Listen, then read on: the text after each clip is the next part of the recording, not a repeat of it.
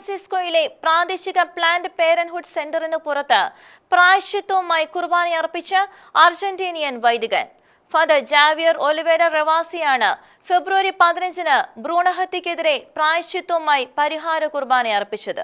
നിരവധി ഭ്രൂണഹത്യകൾ അരങ്ങേറുന്ന സാൻ ഫ്രാൻസിസ്കോയിലെ പ്രാദേശിക planet parenthood സെന്ററിന് പുറത്ത് പ്രായശ്ചിത്തവുമായി പരമ്പരാഗത ലത്തീൻ കുർബാന അർപ്പിച്ച് അർജന്റീനിയൻ വൈദികൻ Our Lady Star of the Sea ഇടവക വികാരിയായി സേവനമനുഷ്ഠിക്കുന്ന ഫാദർ ജാവിയർ ഒലിവേര റവാസിയാണ് ഫെബ്രുവരി 15-ന് ഭ്രൂണഹത്യക്കെതിരെ പ്രായശ്ചിത്തവുമായി പരിഹാര കുർബാന അർപ്പിച്ചത്. 50ഓളം വിശ്വാസികൾ ബലിയർപ്പണത്തിൽ പങ്കെടുത്തു. കത്തോലിക്കർ പൊതുജീവിതത്തിൽ അവരുടെ വിശ്വാസം പരസ്യമായി പ്രഖ്യാപിക്കണമെന്നും അത്തരത്തിലുള്ളൊരു വിശ്വാസ പ്രഖ്യാപനമാണ് തുറസായ സ്ഥലത്തെ ബലിയർപ്പണമെന്നും ഫാദർ ജാവിയർ അഭിപ്രായപ്പെട്ടു. പ്ലാനറ്റ് പാരന്റ്ഹുഡ് ഭ്രൂണഹത്യാ ക്ലിനിക്കിന് പുറത്ത് പരമ്പരാഗത ലാറ്റിൻ കുർബാന അർപ്പിക്കുന്നത് ഗർഭചിത്രത്തിനെതിരായുള്ള പൊതുജനങ്ങളുടെ ക്രിസ്തീയ സാക്ഷ്യത്തിന്റെയും പ്രാർത്ഥനയുടെയും ഒരു പ്രവൃത്തിയായി ഉദ്ദേശിച്ചിട്ടുള്ളതാണെന്ന് അദ്ദേഹം കൂട്ടിച്ചേർത്തു. പാവപരിഹാരമായി വിശുദ്ധ കുർബാനയെ വിശേഷിപ്പിച്ച അദ്ദേഹം പൊതുജീവിതത്തിലുള്ള വിശ്വാസം മറച്ചുവെക്കരുതെന്ന് കത്തോലിക്കരെയും സഹവൈദികരെയും പ്രോത്സാഹിപ്പിക്കുവാൻ ആഗ്രഹിക്കുന്നുവെന്നും പറഞ്ഞു.